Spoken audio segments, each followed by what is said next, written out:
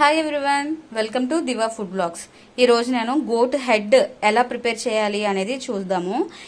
ఇది రైస్లోకి బాగుంటుంది అండ్ అలాగే నేను టిఫిన్స్లోకి చేస్తున్నాను మెయిన్. సో టిఫిన్స్లోకి ఎలా చేయాలి, రైస్లోకి ఎలా చేయాలో కూడా నేను చెప్తాను మీకు. ప్రజెంట్ మనం అయితే ఈరోజు టిఫిన్స్లోకి చేసుకుందాము. నేను దోశ ఇడ్లీకి సైడ్ డిష్గా హెడ్ కర్రీ అనేది చేస్తున్నాను. సో దీనికి కావాల్సిన ఇంగ్రీడియంట్, నేను ఒక హోల్ హెడ్ ఒకటి తీసుకున్నాను. దాన్ని కాల్చిన హెడ్నే మనం తీసుకోవాలి. ఇట్లా కాల్చి దాన్ని వాష్ చేసినప్పుడు ఇట్లా రబ్ చేస్తే ఆ కాలిందంతా కూడా పోతుంది. లేదు అంటే మనకి చేదు అనేది కొంచెం యాడ్ అవుతుంది కర్రీలోకి. ఓకేనా? సో ఇట్లా కంప్లీట్గా మంచిగా వాష్ చేసుకోండి. పసుపు ఉప్పు రెండు వేసి కూడా వాష్ చేసుకోండి ఫైనల్గా. దీనికి కావాల్సిన ఇంగ్రీడియంట్స్ మనం ఇప్పుడు చూసేద్దాం. ఇది వచ్చేసి షాజీరా అండి.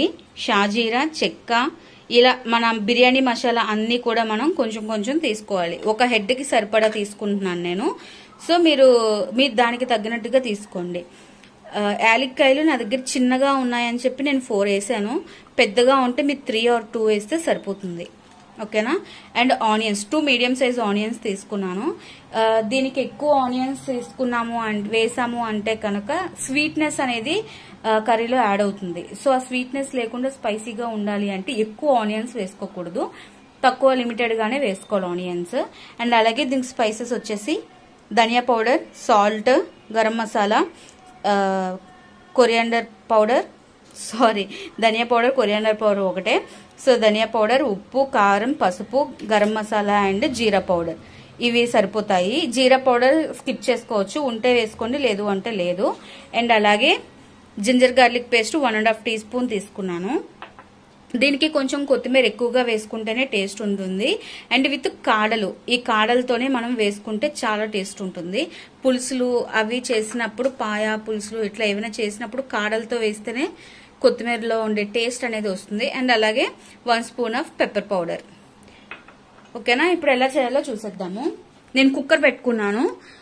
స్టవ్ వెలిగించి, దీనికి ఆయిల్ కొంచెం ఎక్కువగానే పడుతుంది. నాన్ వెజ్ అంటేనే ఆయిల్ అంటేనే నాన్ వెజ్ అన్నట్టు ఉంటుంది. సో ఒక 3 spoons ఆఫ్ ఆయిల్ అనేది నేను వేసుకున్నాను. 3.5, 4 కూడా వేసుకోవచ్చు హెడ్ సైజుని బట్టి. నేను 3.5, ఆల్మోస్ట్ 3 spoons వేసుకున్నాను నేను. దీంట్లోకి ఆయిల్ హీట్ అయింది ఆల్రెడీ.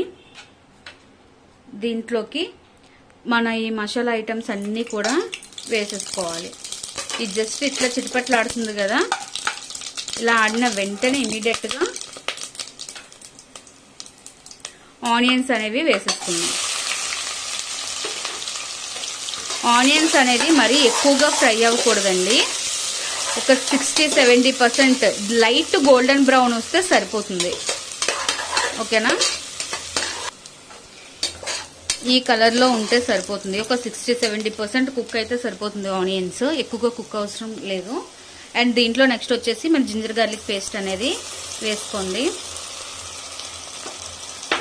నేను 1.5 teaspoon వరకు వేసుకున్నాను. ఇది ఒక 2 minutes ఫ్రై అవనిద్దాం జింజర్ గార్లిక్ పేస్ట్ అనేది. జింజర్ గార్లిక్ పేస్ట్ కూడా ఫ్రై అయింది. కొంచెం గరం మసాలా పక్కకు తీసి పెట్టుకోండి. మిగిలిన మసాలాస్ అన్ని కూడా వేసేసుకోండి. ఉప్పు, కారం, ధనియా పౌడర్, జీరా పౌడర్ అన్నీ వేసేసుకోండి. కొంచెం 1 teaspoon గరం మసాలా తీసుకుంటే దాంట్లోనే ఒక 1/2 teaspoon గరం మసాలా సైడ్కి పెట్టుకోండి. 1/2 teaspoon గరం మసాలా ఇప్పుడు ఈ ఫ్రైలో వేసుకోండి. ఇది ఒక 1 minute ఫ్రై అవనిద్దాం. ఇది ఫ్రై అయిన తర్వాత మన హెడ్ అనేది వేసేసుకుందాం. దీన్ని కూడా బాగా మిక్స్ చేసి ఒక 5 minutes ఫ్రై అవనిద్దాం. దీంట్లో ప్రాపర్ గా మిక్స్ చేసుకోవాలి, మసాలా అంతా పీసెస్ కి పట్టేటట్టుగా. ఒక 5 minutes ఫ్రై అవనిద్దాం. 5 minutes ఫ్రై అవనిచ్చాను దీన్ని. ఇప్పుడు దీంట్లోకి మనం ఎంత వాటర్ కావాలో అంత వాటర్ కూడా వేసుకుందాము. నేను ఒక 1 liter ఆఫ్ వాటర్ పోసుకుంటున్నాను. ఎందుకు అంటే నాకు కుక్ అవ్వడానికి, అండ్ అలాగే నేను టిఫిన్ లోకి చేస్తున్నాను, రైస్ లోకి చేయట్లేదు కాబట్టి నాకు కొంచెం వాటరీగానే కావాలి. సో ఇది టిఫిన్స్ లోకి పర్ఫెక్ట్ గా ఒక హెడ్ కి 1 liter ఆఫ్ వాటర్ అనేది సరిపోతుంది. ఇప్పుడు ఒకసారి సాల్ట్ అనేది చెక్ చేయండి. సాల్ట్ కారం చెక్ చేసుకోండి. సరిపోకపోతే ఇప్పుడే ఒకసారి వేసేసి కుక్కర్ క్లోజ్ చేసుకోండి. నాకు అన్ని పర్ఫెక్ట్గా సరిపోయాయి, నేను ఏది వేయట్లేదు. ఇప్పుడు కుక్కర్ని నేను క్లోజ్ చేసుకుంటున్నాను. ఇది ఒక 7 to 8 విజిల్స్ వచ్చింది అంటే మనం బోన్ని మంచిగా నమ్మలేదనుకుంటుంది. నేను ఒక 7 to 8 విజిల్స్ అనేది వేయించుకుంటున్నాను. నేను కుక్కర్ విజిల్ తీసేసిన తర్వాత స్టవ్ ఆన్ చేసి పెట్టుకున్నాను. అండ్ అలాగే మీకు ఇందాక నేను కొంచెం గరం మసాలా సైడ్కి పెట్టుకోండి అని చెప్పాను కదా, అది ఇప్పుడు అనేది యాడ్ చేసుకుందాం. 1/2 టేబుల్ స్పూన్ అనేది గరం మసాలా ఇప్పుడు యాడ్ చేసుకొని అండ్ మన కొరియాండర్ లీవ్స్ కూడా ఇప్పుడు యాడ్ చేసేసుకుందాం. ఒక 2 minutes ఇది బాయిల్ అవ్వాలి.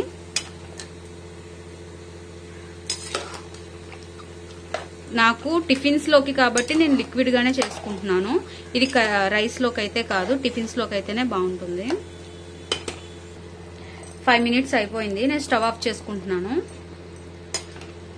వేడివేడిగా హెడ్ కర్రీ అనేది మనకి రెడీ అయిపోయింది. ఇది మనకి దోశ ఇడ్లీలోకి అయితే చాలా చాలా టేస్టీగా ఉంటుంది.